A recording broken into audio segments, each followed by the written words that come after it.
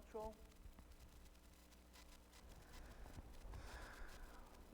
Meus queridos irmãos, um bom dia a todos vocês. Esse sorriso largo é de alegria de estar aqui com vocês, sentado ali, vendo essa igreja, me passa um filme, né, de quantos momentos felizes que nós passamos aqui. Chegando aqui já pude experimentar o amor característico de Bela Vista. Nosso irmão Alexandre falando que é um presente, foi um presente me ver aqui essa manhã. O presente é todo meu irmão, de estar aqui, revendo não só o irmão, mas todos os irmãos. Fico muito feliz de estar aqui, vendo esse número considerável de pessoas. Pelo que eu pude contar, se eu não estiver enganado, nós estamos aqui em 30 pessoas aproximadamente. Obviamente, todas com máscara, respeitando o distanciamento social, temos aqui álcool em gel. E eu gostaria também de cumprimentar todos os irmãos e amigos que estão nos acompanhando através do YouTube ou que nos acompanharão através do YouTube, mas com o culto gravado. E eu gostaria de convidá-los, queridos, a fazermos uma viagem para uma pequena aldeia em Betânia, aproximadamente entre o ano 29 e o ano 30 depois de Cristo, onde o evangelista João registrou no seu evangelho, capítulo 11. Evangelho de João, capítulo 11, a partir do verso de número 1, nós temos aqui um texto belíssimo, uma história conhecida, creio que de todos nós, ou de quase todos nós.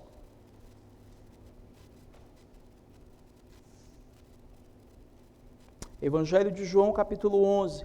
Hoje eu estarei fazendo uso de uma versão mais conhecida dos irmãos, a Almeida Corrigida Fiel.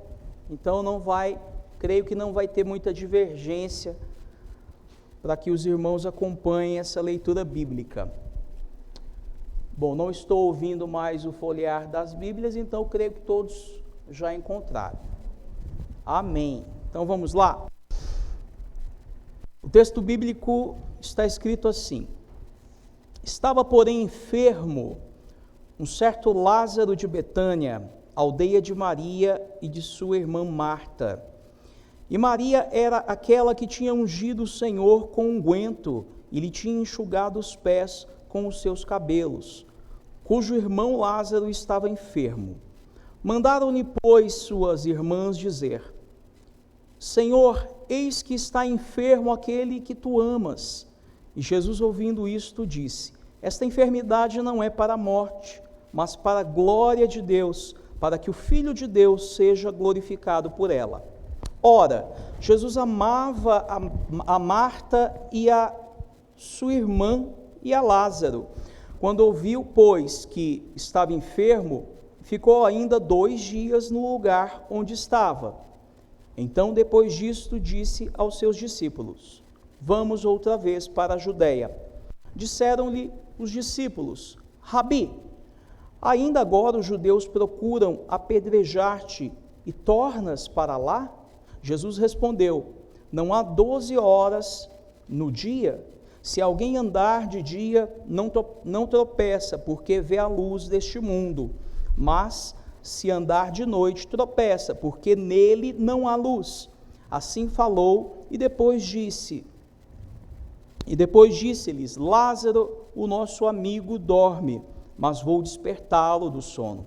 Disseram-lhe, pois, os seus discípulos: Senhor, se dorme, estará salvo. Mas Jesus disse isto da sua morte. Eles, porém, cuidavam que falava do repouso do sono. Então, pois, Jesus disse-lhes claramente: Lázaro está morto, e folgo por amor de vós, de que eu lá, não estivesse, para que acrediteis, mas vamos ter com ele. Disse, pois, Tomé, chamado Dídimo, aos condiscípulos: vamos nós também para morrermos com ele? Chegando, pois, Jesus achou que já havia 4 dias que estava na sepultura. Ora, Betânia distava de Jerusalém quase 15 estádios. E muitos dos judeus tinham ido consolar a Marta e a Maria acerca de seu irmão. Ouvindo, pois, Marta que Jesus vinha, saiu-lhe ao encontro. Maria, porém, ficou assentada em casa. Disse, pois, Marta a Jesus: Senhor, se tu estivesses aqui, meu irmão não teria morrido. Mas também agora sei que tudo quanto pedirdes a Deus, Deus te concederá. Disse-lhe Jesus: teu irmão há de ressuscitar. Disse-lhe Marta: eu sei que há de ressuscitar na ressurreição do último dia. Disse-lhe Jesus: eu sou a ressurreição e a vida. Quem crê em mim, ainda que esteja morto, viverá. E todo aquele que vive e crê em mim, nunca irá morrer. Crês tu isto? Disse-lhe ela: sim, Senhor. Creio que tu és o Cristo, o Filho de Deus, que havia de vir ao mundo. E dito isto, partiu e chamou em segredo a Maria, sua irmã, dizendo: o mestre está cá e chama-te. Ela, ouvindo isto, levantou-se logo e foi ter com ele, pois Jesus ainda não tinha chegado à aldeia, mas estava no lugar onde Marta o encontrara. Vendo, pois, os judeus que estavam com ela em casa e a consolavam, que Maria apressadamente se levantara e saíra, seguiram-na, dizendo: vai ao sepulcro para chorar ali. Tendo, pois, Maria chegado aonde Jesus estava e vendo-o, lançou-se aos seus pés, dizendo-lhe: Senhor, se tu estivesses aqui, meu irmão não teria morrido. Jesus, pois, quando a viu chorar, e também chorando os judeus que com ela vinham, moveu-se muito em espírito e perturbou-se, e disse: onde o pusestes? Disseram-lhe: Senhor, vem e vê. Jesus chorou. Disseram, pois, os judeus: vede como o amava. E alguns deles disseram: não podia ele, que abriu os olhos ao cego, fazer também com que este não morresse? Jesus, pois, movendo-se outra vez, muito em si mesmo, veio ao sepulcro, e era uma caverna, e tinha uma pedra posta sobre ela. Disse Jesus: tirai a pedra. Marta, irmã do defunto, disse-lhe: Senhor, já cheira mal, porque é já de 4 dias. Disse-lhe Jesus: não te tenho dito, se creres, verás a glória de Deus? Tiraram, pois, a pedra de onde o defunto jazia. E Jesus, levantando os olhos para cima, disse: Pai, graças te dou por me haveres ouvido. Eu bem sei que sempre me ouves, mas eu disse isto por causa da multidão que está em redor, para que creiam que tu me enviaste. E tendo dito isto, clamou com grande voz: Lázaro, sai para fora. E o que fora defunto saiu, tendo as mãos e os pés ligados com faixas, e o seu rosto envolto num lenço. Disse-lhe Jesus: desligai-o e deixai-o ir. Muitos, pois, dentre os judeus que tinham vindo a Maria e que tinham visto o que Jesus fizera, creram nele. Mas alguns deles foram ter com os fariseus e disseram-lhes que Jesus tinha feito. Até aqui, e nós dizemos amém e amém. E após lermos esse texto um tanto quanto longo, nós poderíamos também, uau, não seria incomum, né?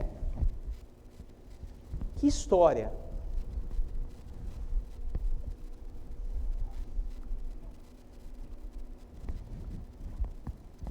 Que milagre! Até então, nada parecido havia sido feito no ministério de Jesus. Havia uma antiga tradição judaica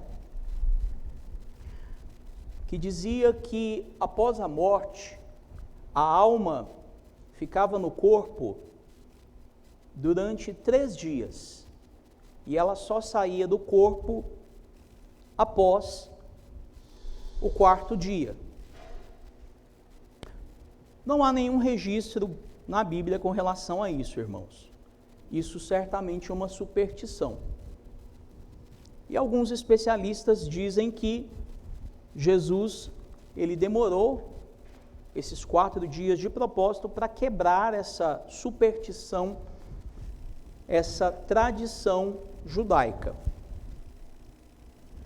E esse texto que lemos, esse foi o último grande milagre público de Jesus. E ele foi realizado na última semana de Jesus, antes dele ser morto na cruz. Na verdade, esse milagre ele foi o estupim para que Jesus fosse preso.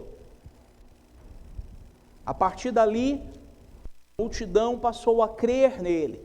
Muitos do sinédrio, muitos dos mestres da lei passaram a crer que de fato Jesus era o Messias.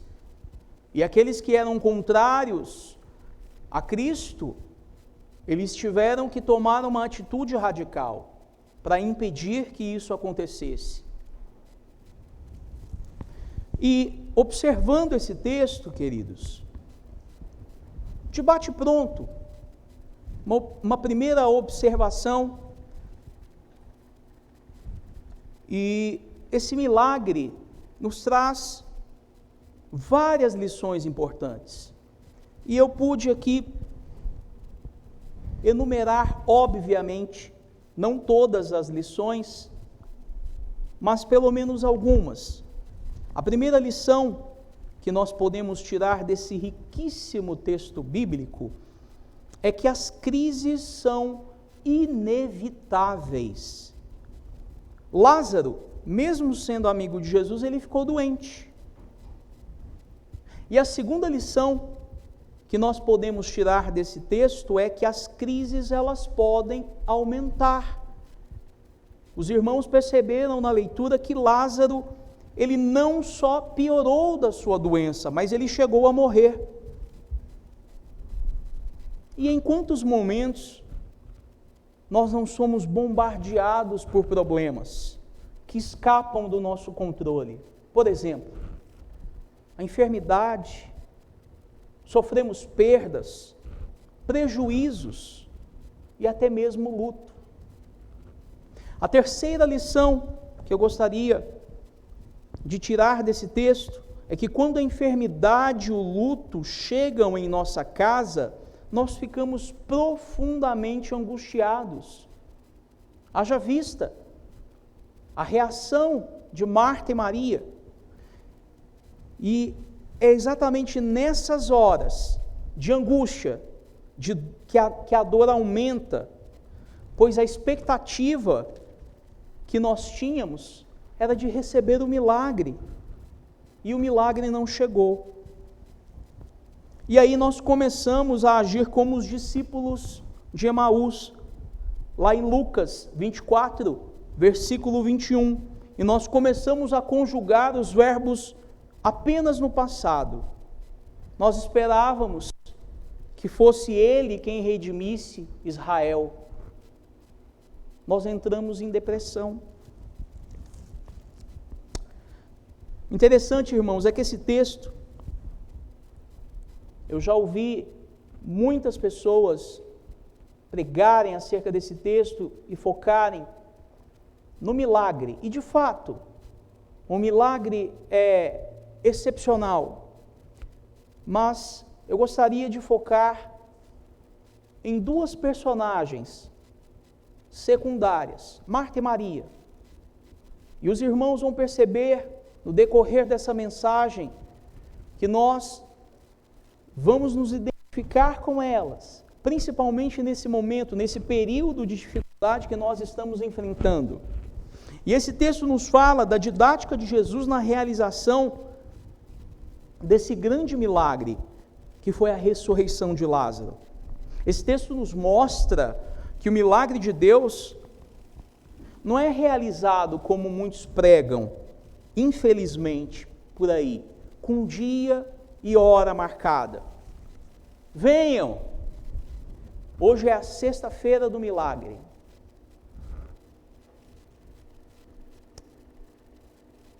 Não é assim que acontece o milagre. O primeiro tópico que eu gostaria de abordar nessa manhã, irmãos, é que o milagre tem um tempo.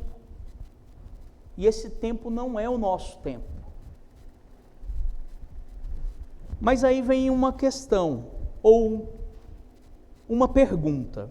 Como conciliar o amor de Jesus com o nosso sofrimento? Ao observarmos o texto lido, a família de Betânia, ela era amada por Jesus. Jesus amava Marta, Maria. Ele amava Lázaro. Mas mesmo assim, Lázaro ficou enfermo. Se Jesus amava a Lázaro, por que ele permitiu que ele ficasse doente? Por que ele permitiu que Marta e Maria sofressem? Por que ele permitiu que o próprio Lázaro morresse? E aqui está o grande mistério do amor e do sofrimento. Mas Marta e Maria fizeram a coisa certa. E nessa mensagem, nós vamos refletir também sobre a atitude de Marta e Maria e tirar lições para nós nos momentos de aflições da nossa vida. Como eu disse, Marta e Maria fizeram a coisa certa na hora da aflição, porque elas buscaram ajuda em Jesus. Elas sabiam que Jesus mudaria sua agenda e as atenderia sem demora. Elas buscaram ajuda na base certa. Elas buscaram ajuda no amor de Jesus por Lázaro, não no amor de Lázaro por Jesus. Porque quem ama tem pressa em socorrer a pessoa amada. Talvez hoje nós dizemos: Jesus, aquele a quem amas, está com câncer. Jesus, aquele a quem amas, está com Covid-19.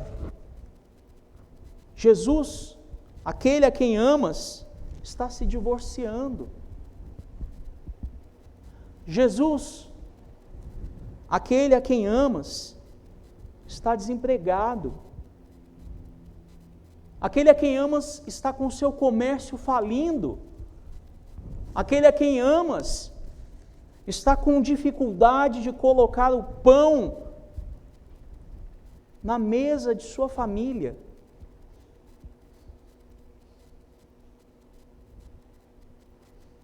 E estudando esse texto, eu comecei a perguntar: mas por que Jesus não curou Lázaro à distância? Jesus poderia ter impedido que Lázaro ficasse doente.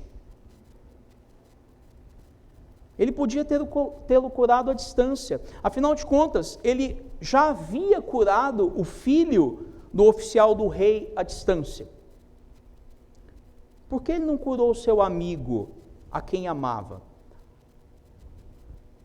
O interessante é que esses questionamentos nos fazem pensar, em princípio, que a atitude de Jesus parece contradizer o seu amor. E os judeus não puderam conciliar o amor de Cristo com o sofrimento da família de Betânia. Haja vista o que eles falaram aqui no verso de número 37. Não podia ele, que abriu os olhos ao cego, fazer também com que este não morresse? Eles pensaram que amor e sofrimento não podiam andar junto. Infelizmente é o mesmo pensamento que permeia em nossos dias. Muitos cristãos não aceitam. Eu não aceito. É comum a gente ouvir muitos falarem, eu não aceito estar passando por essa situação. Eu determino que tal situação não aconteça. Mas se Jesus nos ama, por que sofremos? Se Jesus nos ama, por que passamos pela aflição? Se Ele é o Todo-Poderoso, por que não nos livra do sofrimento? Por que um filho de Deus fica doente, perde o emprego, enfrenta o luto? E o interessante, queridos, que observando e estudando esse texto, eu pude olhar para esta pandemia, para esse momento que nós estamos passando, que veio para quebrar diversos paradigmas em nosso meio. Diversos pregadores que pautam seus ministérios em cura divina, que marcam dias para que o milagre aconteça, que pregam um evangelho de facilidades, que banalizam a fé, que banalizam o milagre, que banalizam a Cristo, hoje estão com suas igrejas fechadas. Mas prosseguindo, se Jesus nos ama, por que sofremos? Se Jesus nos ama, por que passamos pela aflição? E observando a palavra de Deus, nós percebemos que nem Jesus teve imunidades especiais. Olha que interessante. O Pai amava o Filho, mas permitiu que ele bebesse o cálice do sofrimento e morresse na cruz, em nosso lugar. E aí nós podemos chegar a uma conclusão ou uma realidade chocante. O fato de Jesus nos amar não nos torna filhos prediletos. O amor de Jesus não nos garante imunidade especial contra tragédias, mágoas e dores. E uma ilustração que eu poderia trazer aqui para os irmãos nesta manhã, tanto os que estão aqui e os que estão nos acompanhando pela internet, é que nenhum dos discípulos teve morte natural, exceto João. Todos enfrentaram uma morte difícil, dura.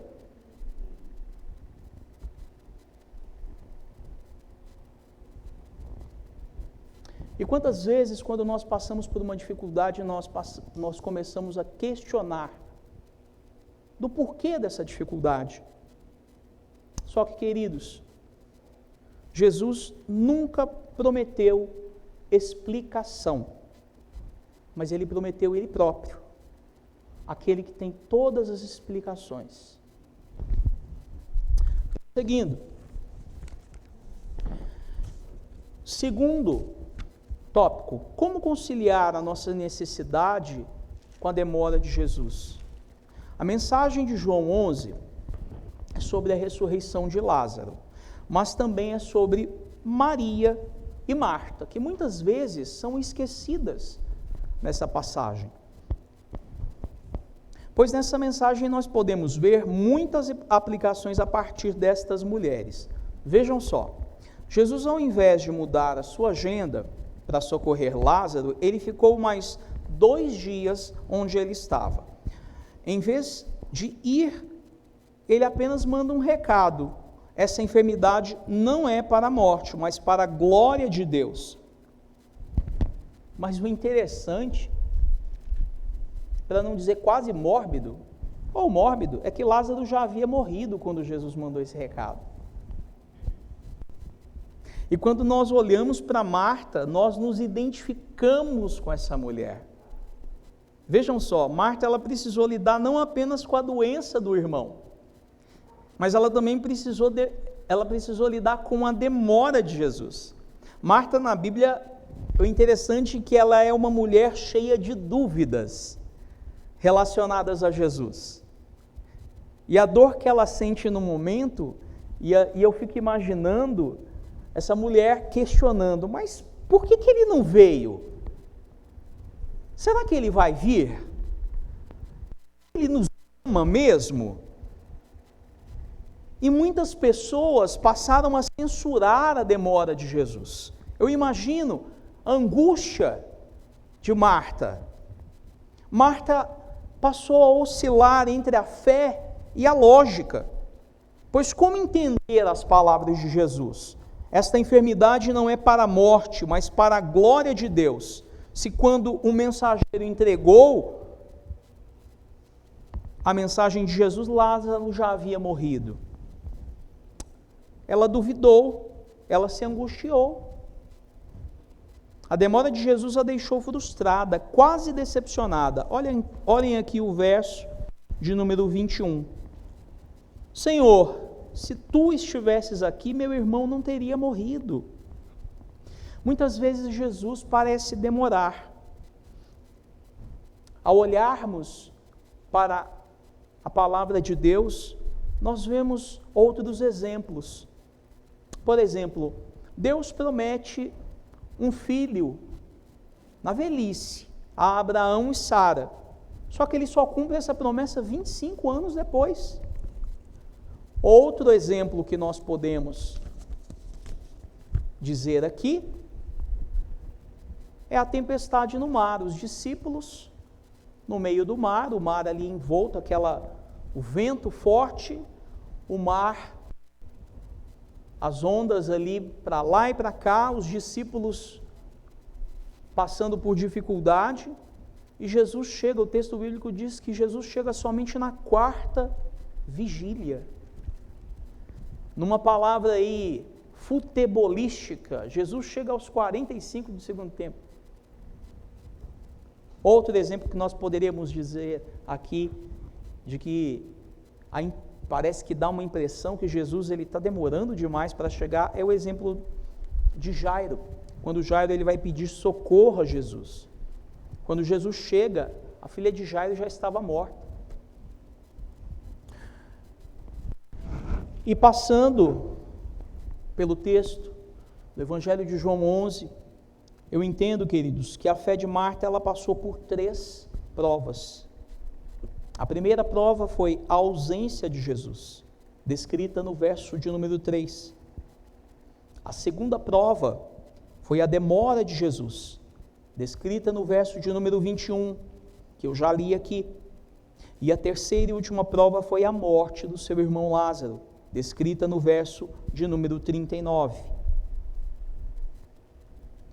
O terceiro tópico que eu gostaria de abordar aqui, como lição que a gente pode tirar desse texto, do Evangelho de João, capítulo 11, que lemos, é como conciliar o nosso tempo, Cronos, com o tempo de Jesus, Kairos.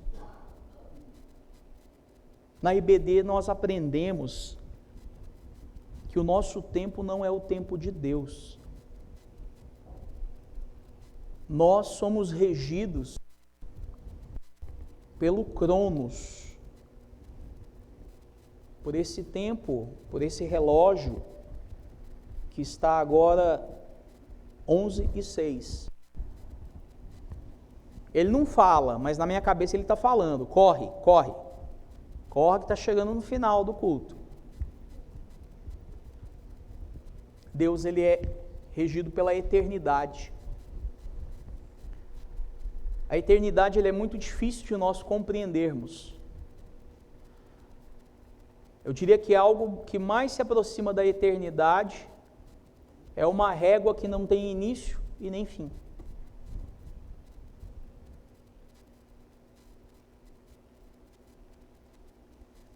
Deus não teve começo e não terá fim. Mas como conciliar o nosso tempo com o tempo de Jesus?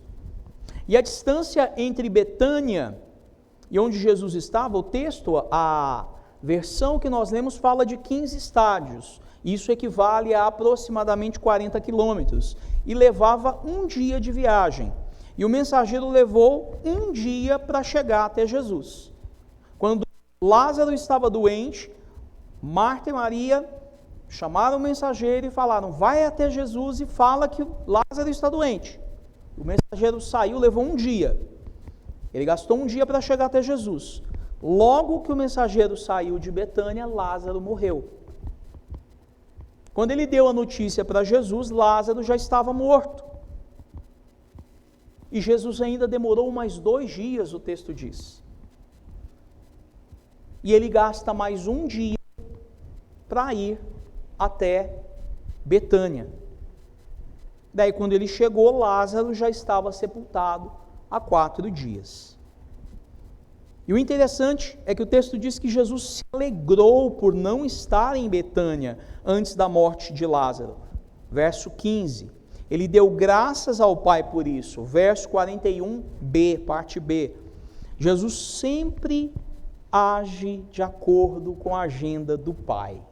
Olha que interessante o que nós podemos aprender aqui. Ele sabe a hora certa de agir.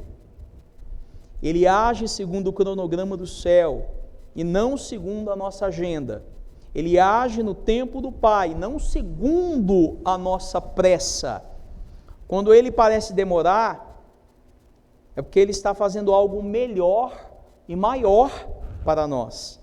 Marta e Maria pensaram que Jesus tinha chegado atrasado, mas ele chegou na hora certa, no tempo oportuno. E nós vemos isso nos versos 21 e 32. Jesus nunca chega atrasado, ele não falha, e ele não é pego de surpresa. E trazendo uma aplicação para o nosso tempo, para o dia 30 de maio, hoje, de 2021, em meio a uma pandemia mundial, autoridades governamentais, autoridades científicas, autoridades de vários campos foram pegos de surpresa, mas Deus não foi pego de surpresa. Ele tem o controle da sua criação, Ele tem o controle de todas as coisas.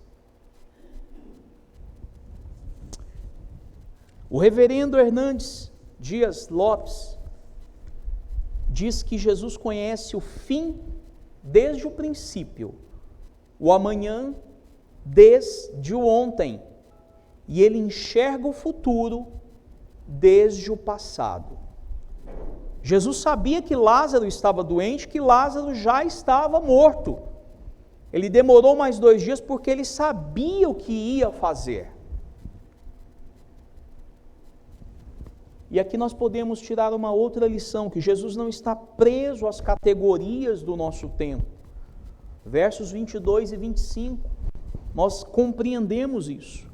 Olhando para Marta e Maria, nós aprendemos sobre como somos parecidos com essas mulheres, em vários aspectos.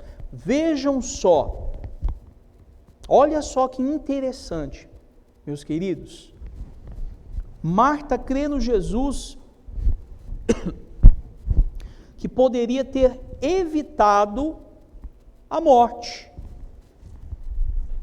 Verso de número 21.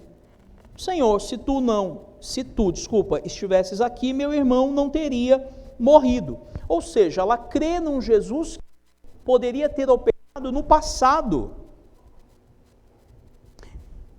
E Marta crê no Jesus que ressuscitará dos mortos no último dia. Versos 23 e 24. Deixa eu ver se eu estou certo aqui. Disse-lhe Jesus, teu irmão há de ressuscitar. Disse-lhe Marta, eu sei que há de ressuscitar na ressurreição do último dia. Ou seja, ela crê no Cristo que opera no futuro. Mas Marta não crê no Jesus que pode fazer um milagre agora, hoje. Às vezes nós não somos assim também. Não é interessante? Nós não temos dúvidas de que Jesus realizou milagres e prodígios no passado, nós não temos dúvidas do que está escrito nessa palavra, nós também não temos dúvidas quando nós lemos ou estudamos Apocalipse e cremos que um dia Jesus vai voltar e fará coisas tremendas. Mas muitas vezes nós temos dúvidas que Jesus possa operar um milagre hoje, agora. E talvez essa possa ser a angústia de muitos, principalmente nesse tempo de pandemia que nós estamos passando.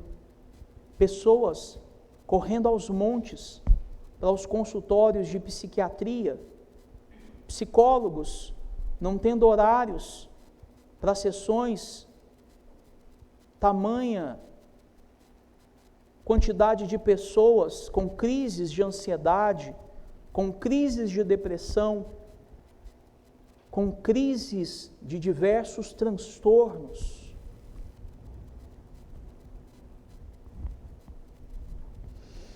Ah, se tudo isso fosse diferente. Expressão de Marta. Passado e futuro.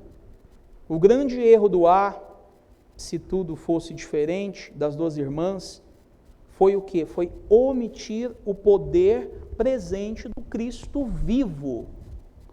Marta vivia ou no passado ou no futuro, mas é no presente que o tempo toca a eternidade. Nós não podemos viver, irmãos, de lembranças que passaram, e nem apenas de promessas futuras. E ouçam isso com atenção.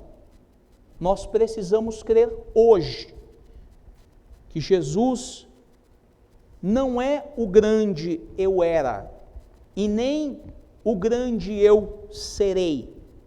O que ele diz? Eu sou o grande eu sou. Nesse Evangelho de João mesmo, olha só o que ele diz. João 6,35. Eu sou o pão da vida. 8,12. Eu sou a luz do mundo. 10,9. Eu sou a porta. 10,11. Eu sou o bom pastor. 11,25. Eu sou a ressurreição e a vida. 14,6. Eu sou o caminho, a verdade e a vida. 15:1. Eu sou a videira verdadeira.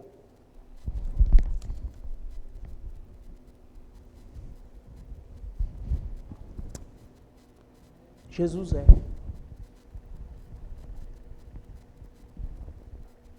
É aquele que está vivo.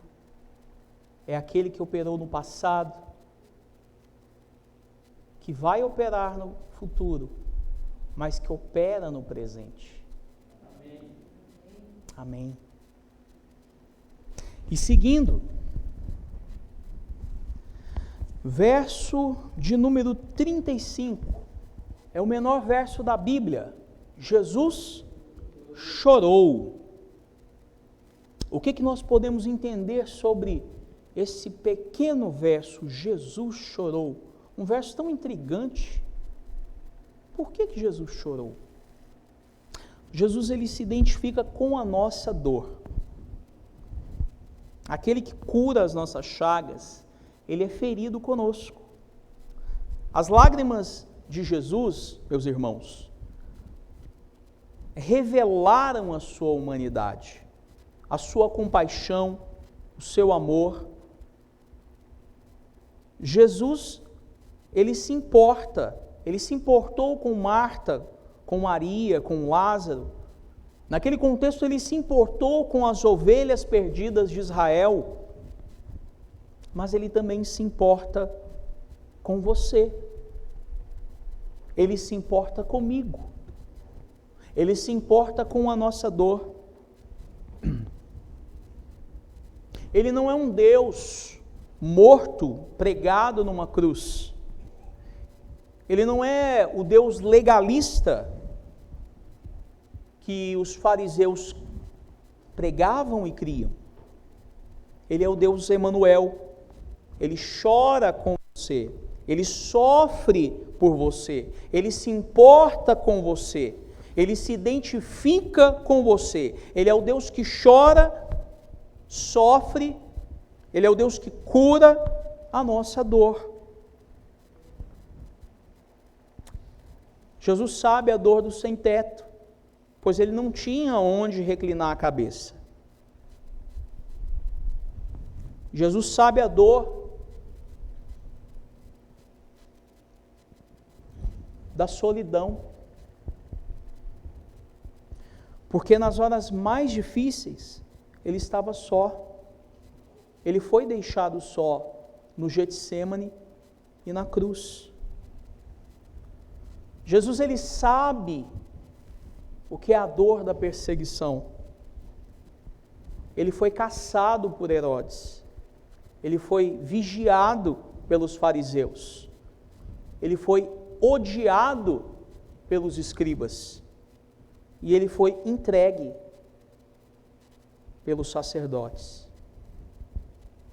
Jesus, ele sabe o que é a dor da traição. Porque ele foi traído por aquela multidão que o aplaudiu. Ele foi negado por Pedro e ele foi abandonado por seus discípulos. Jesus sabe o que é a dor da humilhação, porque ele foi preso, cuspido, espancado, deixado nu, pregado numa cruz como um criminoso. Jesus sabe o que é a dor da enfermidade, porque ele tomou sobre si a nossa enfermidade. E por fim, Jesus sabe o que é a dor da morte, porque ele suportou a morte, mas arrancou o seu aguilhão e ressurgiu dos mortos. Amém. Glória a Deus. Último tópico, queridos. Estamos chegando ao final da mensagem. E o interessante é que, observando os versos de número 39, 40 e 44, nós percebemos que Jesus não exclui a participação humana em face da sua intervenção milagrosa. No versículo 39, Jesus diz: tirai a pedra. Tirai a pedra. Só Jesus tem o poder para ressuscitar um morto. E isso ele fez. A gente viu aqui no texto. Mas tirar a pedra e desatar o homem que está enfaixado, isso as pessoas podem fazer. E ele as ordena que façam. Verso 39, Senhor, já cheira mal. Tirar a pedra significa, queridos, enfrentar uma situação que não queremos mais mexer. É tocar em uma situação que só vai nos trazer dor. É abrir a porta para algo que já cheira mal.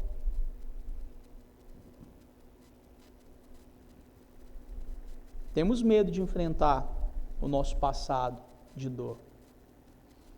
É natural isso.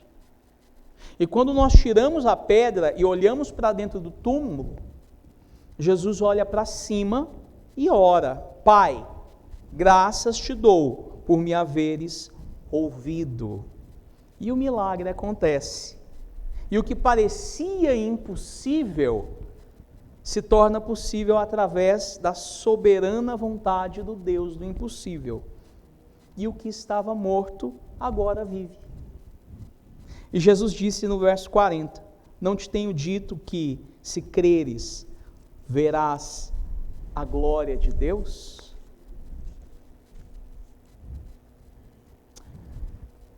Jesus não quer apenas, irmãos, que encontremos a solução, mas que nos tornemos a solução. Eu vou repetir. Jesus não quer apenas que encontremos a solução. Ele quer que nos tornemos a solução. Olha o tempo em que nós estamos passando. Olha a quantidade de pessoas que estão desesperadas, buscando uma resposta, uma solução. Em vez de duvidar, de questionar, de lamentar, Marta deveria crer. Alguém diz que a porta do milagre é aberta com a chave da fé. E eu concluo essa mensagem sobre Marta, Maria, Lázaro, pensando profundamente sobre algumas questões. Talvez você esteja hoje passando por uma aflição como Lázaro, Marta, Maria, e isso se aplica não somente aos irmãos que estão aqui presentes, mas àqueles que estão também nos assistindo agora ao vivo, ou que nos assistirão esse culto depois gravado. Talvez você esteja passando por uma enfermidade, ou alguém da sua família esteja passando por uma enfermidade, a Covid-19. Talvez você tenha orado pela cura e vê o seu ente querido piorando ao invés de melhorar. Talvez você espere a intervenção de Jesus e ele parece atrasado. Saiba de uma coisa, queridos. Jesus nunca chega atrasado. Ele não é apenas o Deus que fez e fará. Ele é o Deus que faz hoje. Para socorrer eu e você, Ele deu a sua própria vida. Para levantar Lázaro da sepultura, Ele enfrentou a prisão e a morte. Para salvar você e eu, Ele desceu ao Hades, Ele foi preso, Ele foi condenado e pregado numa cruz. Nós não estamos sós. Eu gostaria de orar com os irmãos nesta manhã.